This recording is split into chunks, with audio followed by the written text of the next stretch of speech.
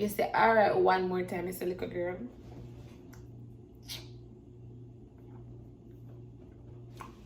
Welcome to part 4. We're at part 4 of the road to Canada. Stick and stick, and I will tell you how I became a permanent resident. All right, so today we're gonna talk. I have my book here. This book was given to me by one of my friends on my birthday. So I have my book here just to talk about what happened after I got my visa to study in Canada. What was my next step? So just a little bit of recap. I applied in May 2017 and I got my visa in September 2017.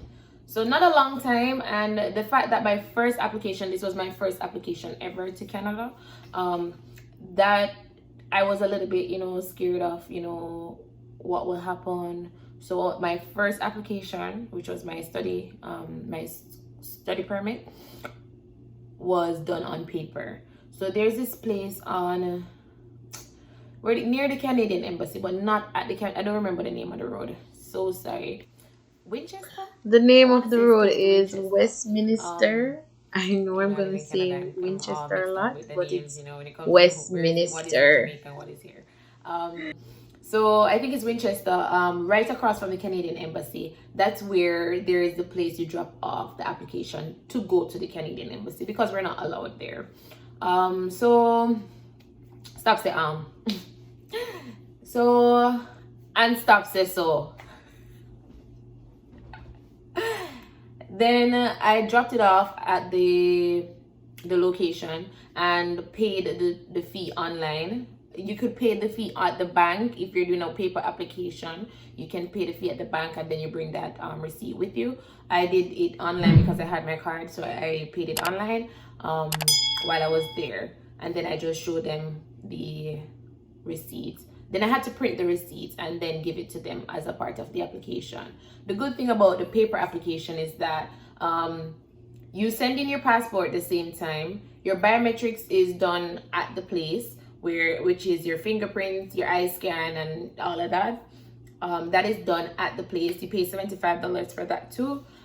75 Canadian dollars, I think, for the biometrics. And you apply at the same, like right there. It is then sent to the Canadian Embassy, and then all your correspondence is done paper-based. But the good thing about the paper-based is you can also link your paper-based to an online account. So if you have an online account and you're doing the paper-based application, if you're like me, at first you're kind of timid and not sure exactly what is going to be said. You carry your documents there. The representative there will take a look at your documents and just make sure that everything is there. They're not gonna look through it to see if you did everything like what the Canadian Embassy is looking for, because they don't know. They will just make sure that you have everything that is required to apply. And then if you're missing anything, they'll tell you and they'll send you back and then tell you to come back. If not, they'll put the application through, do your biometrics, and then send you off.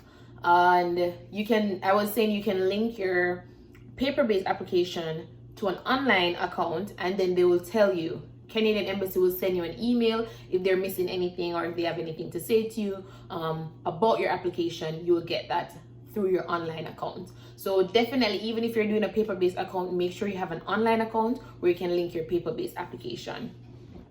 All right, so that's a little bit of the recap of the paper-based application.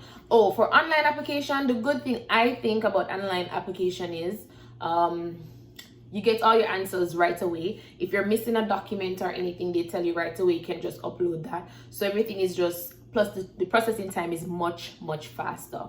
Paper-based application takes a longer time. So if you're kind of in like a hurry and you want to know what is what, then I would say go online.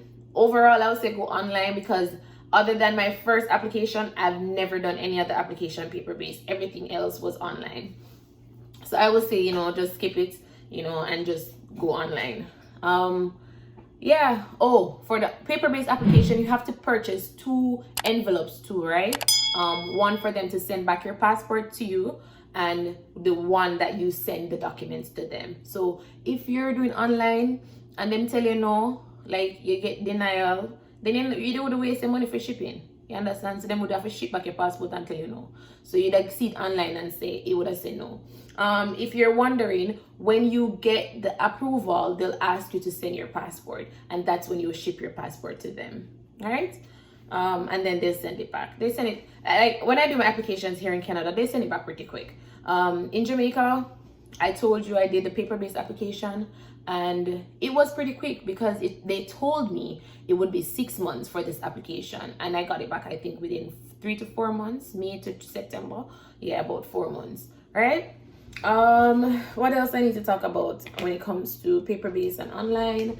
Yeah, if you don't have a credit card online, I don't know how you're going to work out with online, because you have to pay your online application with your credit or debit card. I don't remember if I've ever seen where you can pay your online application through the bank. I don't remember seeing that, because I know when you're doing the online application, they ask you, make sure you have a scanner ready, make sure you have your credit card ready or your debit card ready, which is just a card to use online. And what else they ask you? Yeah, maybe a camera ready, just to take pictures of things that they might need. So get your debit card, get your credit card, borrow one from one friend or so, put the money on it and apply online. That's what I would say. So I was talking a little bit about processing time. So for that, it's COVID now, so I'm not sure exactly how the processing time is going to work, because I have something that is currently coming to me, and they said it will take me quite some time to get it because of COVID. So the processing time may change, but the good thing about Canada is that on their website it's very up to date. I mean, like, it will tell you updated 2 days ago, or updated today and stuff like that.